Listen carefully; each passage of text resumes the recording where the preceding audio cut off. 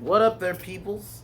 Sorry, something happened yesterday to where I didn't get to film this video. So I'll to make up for it, I'm thinking tomorrow I'm gonna do two. So tomorrow I will rank the Chucky movies and then I think I'll do another ranking. But today I am reviewing Scream 4. This movie, because we're on the, because we're continuing the Scream movies. And I gotta thank people for getting my Mortal Kombat video to over 200 views now. Should have did this in the other video, but I gotta thank y'all for giving my Mortal Kombat rant up to now 200. Last time I saw it was 216. So I gotta thank y'all for that. So, but before, but now we're gonna start. So this movie came out in 2011, and I remember being super hyped because this was the first Scream I can experience in the theater. Because I only had seen, I had seen the first three, but those came out, before I was born. The first one I was born. The second one I was a year old, and three I was only 4. So I was not of age to see the other previous Scream movies. So 4 was like that's why I was like super hyped. And it's kind of the same thing a little bit with how I felt about Halloween 2018, where I actually get to um, see Halloween in the theater. So, but I remember seeing this with my friend and just being blown away. Like I have my issues with it now, with more watches later on, but I remember and that's why like I do have a soft spot for this film. I have some issues with it, like one of the big three, like Sid, Gale, or Dewey, should have died. I think that was one of the biggest mistakes of this film, not killing off one of the big three.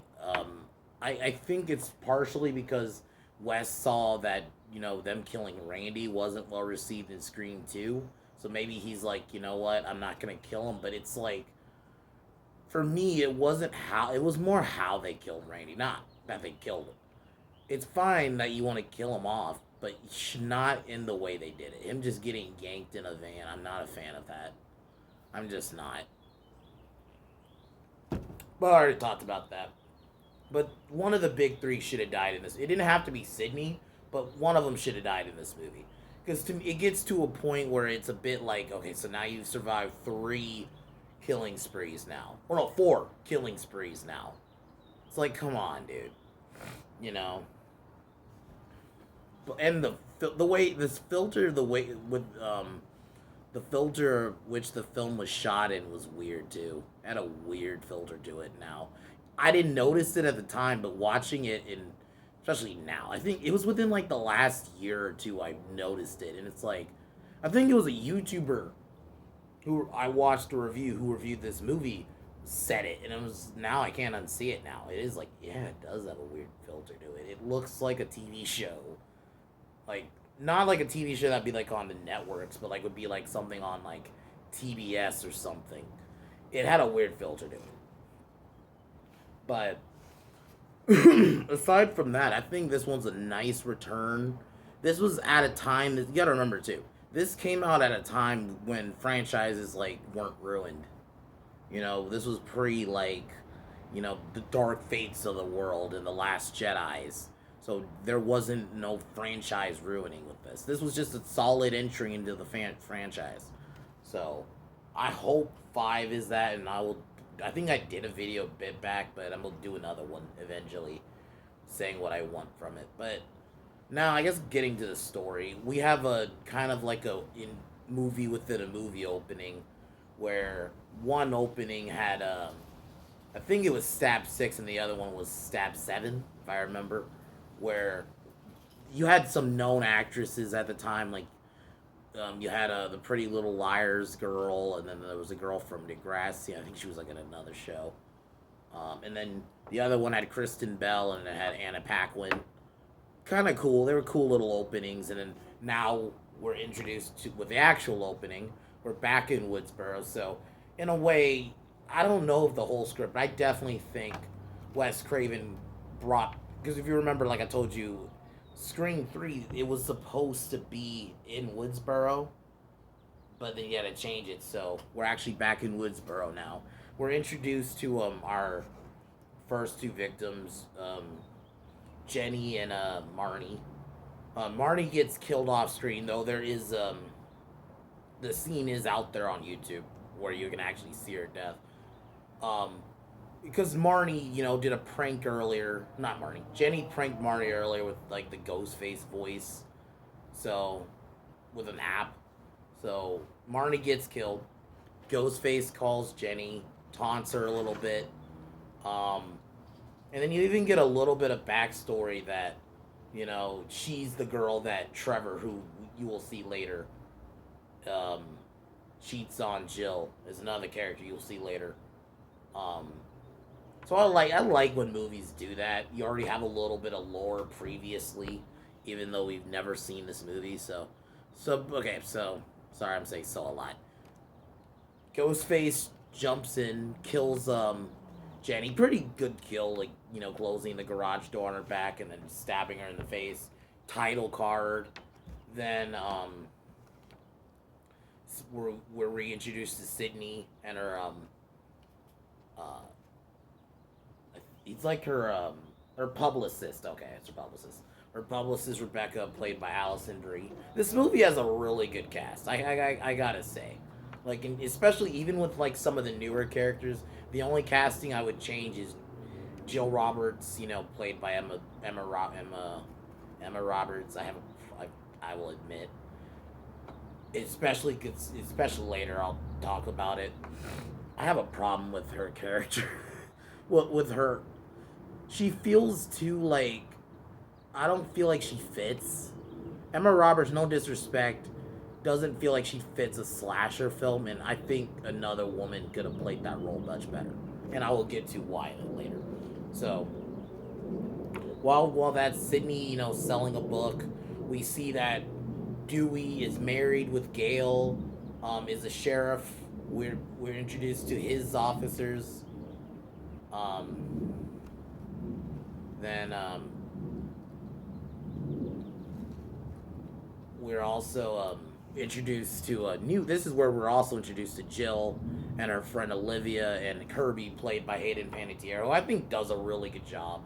And I gotta say, Kirby is one of like a really good character who, unfortunately, and I'll get to later, we don't really get to learn her fate because this movie was they wanted to do a trilogy. There was supposed to be like a 5 and a 6 right after, but I don't know if it's just because this movie didn't do well, that just because it didn't do well in theaters, that they took so long. And well, hopefully maybe in Stream 5, and I'll get to it later, that they kind of explain that. So we're back. We're meeting up with so Joe gets a call from the killer. Then Sydney's car gets taken in as evidence because they find the murder weapon on her books. Then there's a quick scene of them at the police station. Good little scene, like you have good little scenes here and there. Then we're back at Sydney's house, not Sydney's house, Jill's house, who's lives with her mom, who's Sydney's aunt. They have police protection from Haas and Detective Haas and Perkins. Um, I'm gonna skip a little bit forward because nothing really happens at this period. You have some few interactions. That night, um, Jill and has Kirby over, and they get a call from the killer, who they think it's Trevor fucking with them, and Trevor is Jill's ex-boyfriend who cheated on her. So there you go. And they lay it on thick that it's him that's the killer. He's like the red herring of the movie. He's not the killer, but they lay it on like pretty thick. Then so the killer calls them, says that he's in the closet, but he's not. He's in. Olivia, who lives next door, gets out of her closet. Pretty brutal kill here. Stabs her in her hand and basically guts her. they're watching from across the street. So like it's a really well done scene. Sydney shows up, decides to go over to the house next door, finds her Olivia dead, and pretty brutal. Like Wes Craven made up for the lack of violence in Scream 3. So this one, like especially this kill, like you see her like laying on the bed, you know, her guts out and shit. Then the killer calls her, taunts her a bit.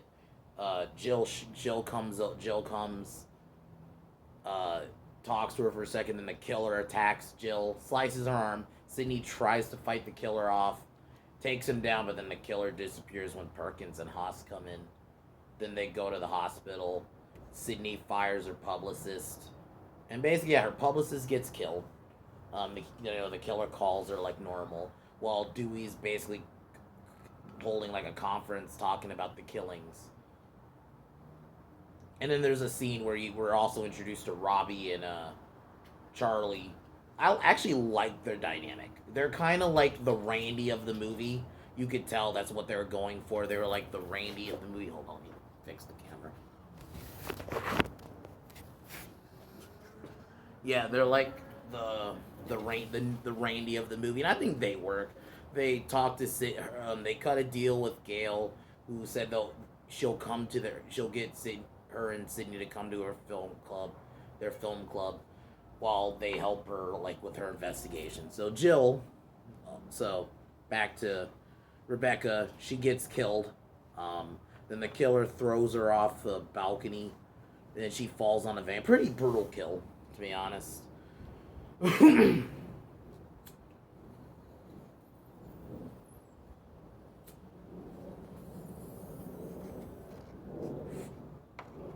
They were cut to film club, where they reference that what the killer's gonna be doing. They kind of like this is like the rule scene, really good scene. Sydney and Gail arrive. They talk about that the killer's not gonna be like it's gonna be different. They even said that they're gonna film the murders, which is a clue to the reveal later on. They mention that there's gonna be a stabathon where it's gonna be where they watch all the movies, all the stab movies. Um, they don't tell Sydney and Gail where the party is, so they leave. Good little scene. They do this scene though. They do lay it on thick that they want you to think it's Trevor. Like they basically have Trevor like eyeing Sydney the whole time, so they're trying to make it like, oh, he's the killer because he's watching her. So, after that, Jill has a. This is one of the few moments with Emma Roberts, I'll admit, is really good. Has a good scene with her and Sid where, because she's scared of the attention. And I was going in thinking they were going to make her the new Sid. I thought what was going to happen was some point Sydney might die and she's going to be like the new one. I was wrong, and I'll get to it later. So that scene happens. We're back. We're at a farm where they're holding the Sabathon event. Gail sneaks in, puts in some cameras. Sorry, you're hearing sirens. I'm near a hospital. Sorry about that. So Gail puts in some cameras while the event's happening. Then she tries to have Dewey help her, but Dewey doesn't. Then she notices that the killer is covering the cameras. And then she goes in. The killer attacks her. And this is some of the stuff we saw in the trailers when it first came out. I was thinking Gail was going to die. Because they kind of have like a quick cut where he's about to stab her, even though in the movie he gets stabbed in the shoulder. I thought, like, oh no, they might kill Gail.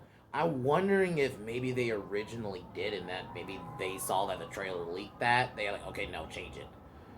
I'm disappointed. I think Gail should have died here. I think this would have been a really good scene. Imagine she died there. How much more meaning? I mean, this movie's still good. It's just more meaningful that would have been if Dewey found her there at this Stabathon event, not knowing who did it. I don't know. Because, you had a little bit of the callback where the crowd's watching Stab 1. It's a little bit of, like, this movie does a lot of callbacks to the first 3 movies. I mean, mainly the first one, but I'd argue even, like, the sequels. Like, the crowd watching Stab with their ghost face mask was, like, the second movie. So, I don't know. They should have killed scale here. I'm a little disappointed that they didn't.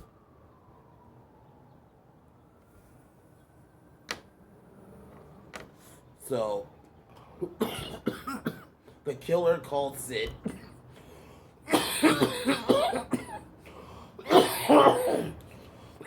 Taunts her some more. They also find that Jill has left the house. Then, while this is happening, there's another party happening where they're all at Kirby's. So Jill snuck out to Kirby's. Because after what happened at Stabathon, they go to her house and just kind of watch the movies there. Perkins and Haas get killed. I'll admit, this scene's kind of funny. Like,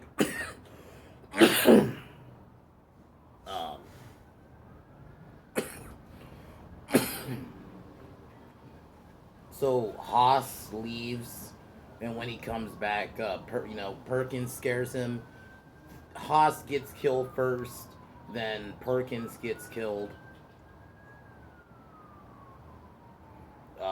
And he's kind of a little quick funny line where he's like, fuck Bruce Willis, because they were talking about Bruce Willis earlier.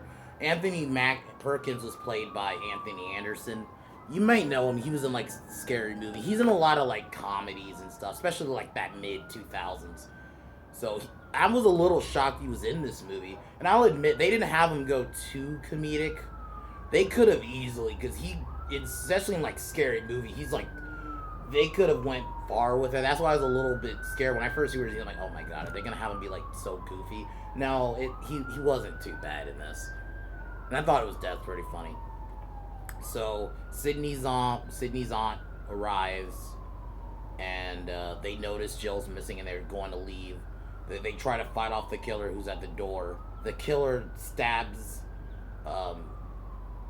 Sydney, Jill's mom, under, like, because the door has like a flap, those little under door things, like where you put an envelope. Yeah, so the killer stabs her.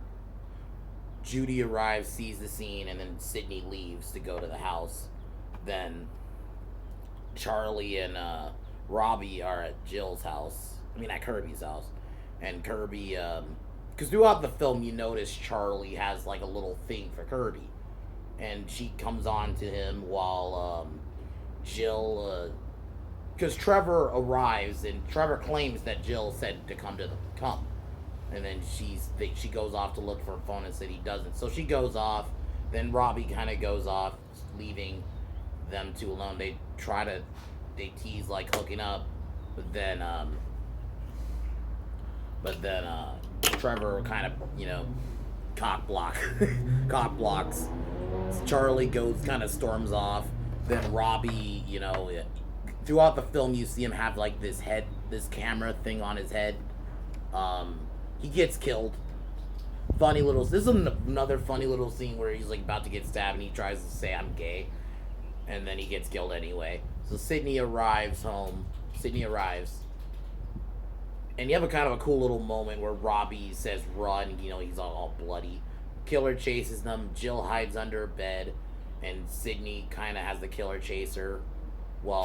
And then the killer seemingly disappears. She climbs down, meets back up with Kirby, and then they see Charlie outside, but Charlie has blood on him, and they think that he's the killer. So she didn't want to let him in. He gets taken out, not killed, but like beaten up, then tied up, kind of like a callback to the first film where Casey's boyfriend Steven was tied up and calling her and saying like, it's on you to save Charlie.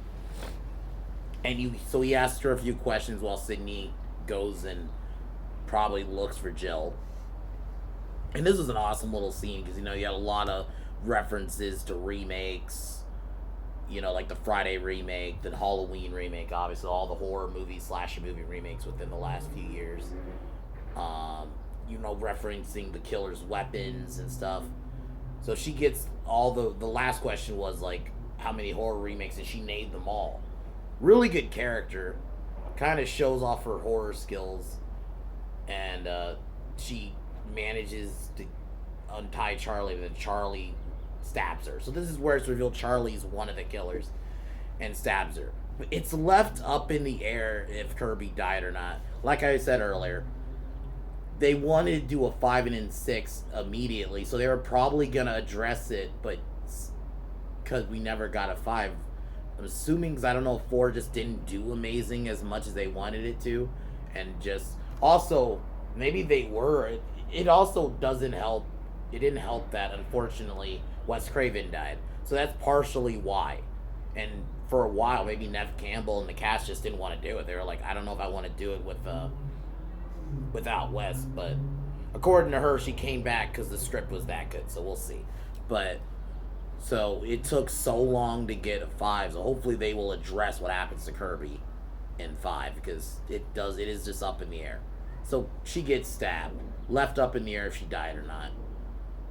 Charlie attacks Sydney. Sydney tries kind of punches him, tries to run to the door, gets killed by the gets not killed, gets stabbed by the killer.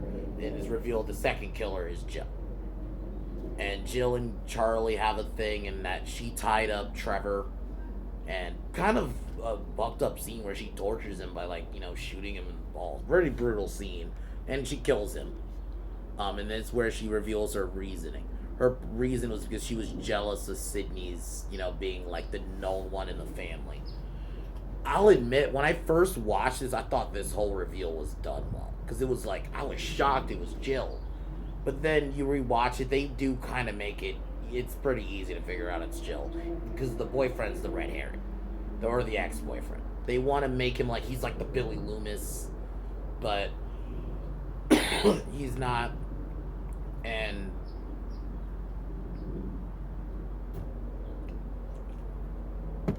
kind of like another callback to the first movie where the killers are going to stab each other to look injured. Jill ends up stabbing Charlie to death. She turns on him because she wants to be the sole survivor. So she kills Charlie.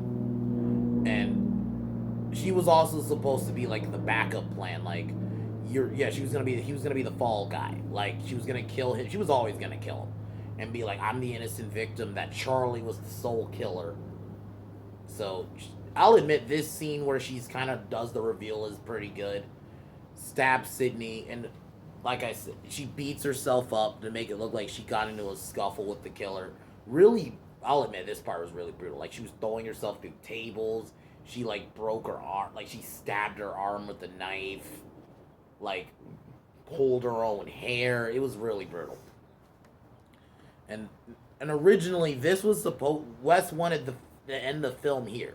He wanted that to be the ending, to leave it in kind of like a Halloween 1, Halloween 2 type of thing where it was gonna continue the same night with Scream 5.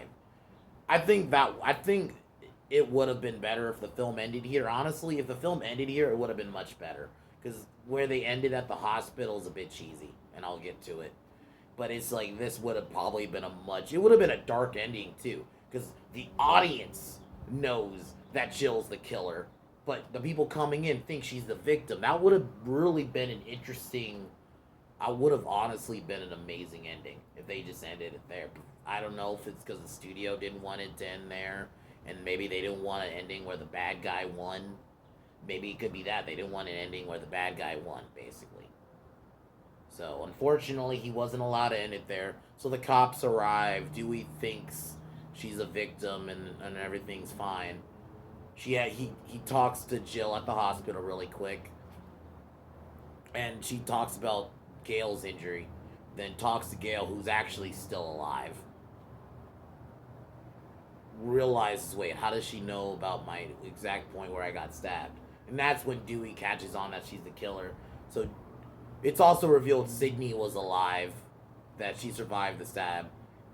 So she got surgery. So Jill confronts her, fights her a bit, and Gail tries to save her. So does Deputy Judy, but Deputy Judy gets shot, seemingly dies, but she doesn't.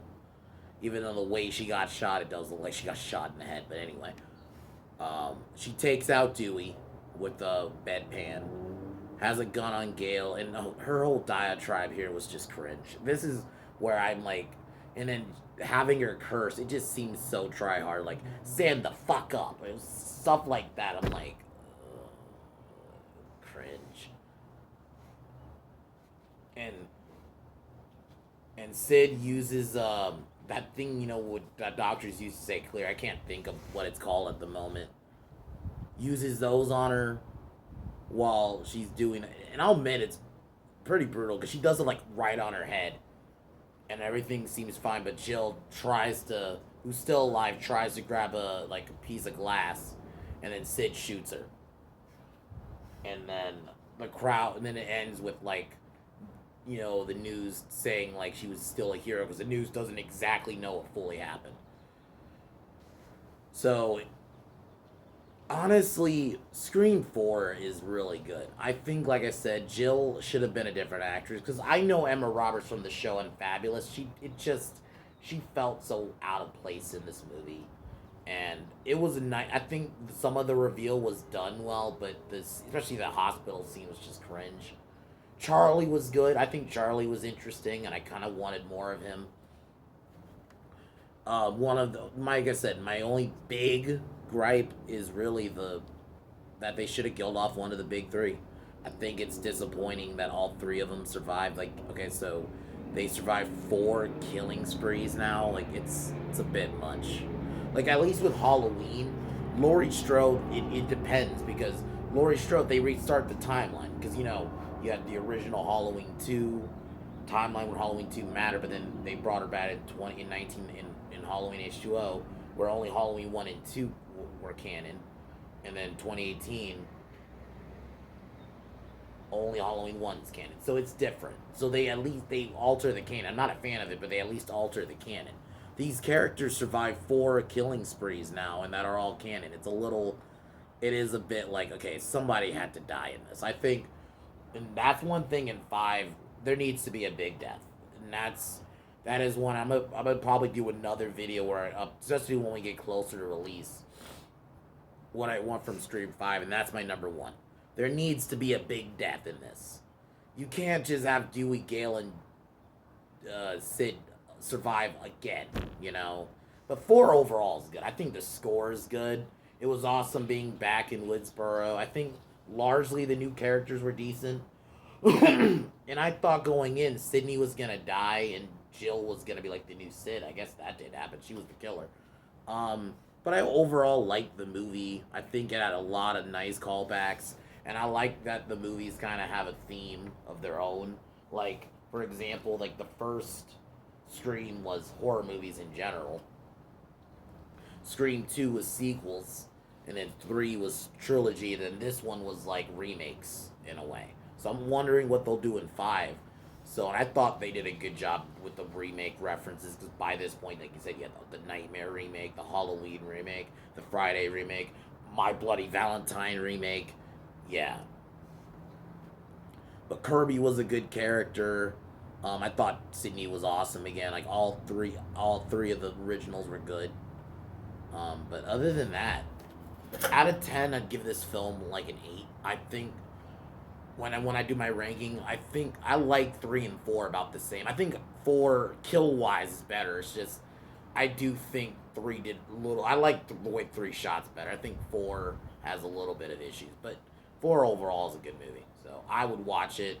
Watch all 4 films. It works as a quadrilogy. But other than that, sorry you're seeing flies everywhere. I'm right next to a trash can. If you're seeing buzzing, sorry about that. But other than that, take a hit.